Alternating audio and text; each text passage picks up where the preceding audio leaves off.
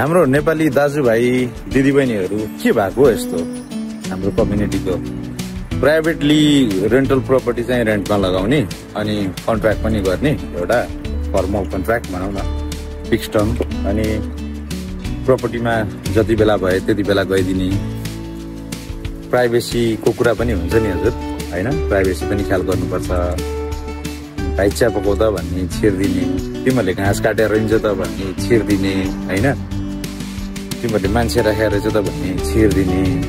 call गर्ने हैन बेला बेलामा अनि सोध्ने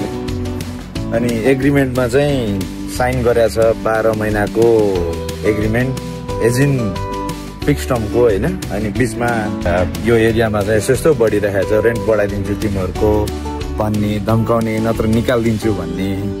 यस्तो चाहिँ अलिकति नगरेको भए चाहिँ राम्रो हुन्थ्यो प्राइभेटली रेन्ट गरिरहेको प्रपर्टीहरू हैन प्राइभेट ओनर यो चाहिँ साउथ अस्ट्रेलिया स्पेसिफिक हो है we are not aware about अरू स्टेटमा चाहिँ तर साउथ अस्ट्रेलियामा चाहिँ यस्तो अलि बेसी भइराखेको छ भन्ने कुरा चाहिँ we getting many calls from the tenant हैन दाइ यस्तो भयो अनि भाइ बहिनीहरूले हैन दाइ दिदीहरूले फोन गरेर हामीलाई सोधिराख्नु भएको हुन्छ अनि यदि हजुरहरूलाई घर भाडामा लाउनु नै छ आफैले लाउनु छ र यसको लिगालिटिजहरू के कस्तो हुन्छ भनेर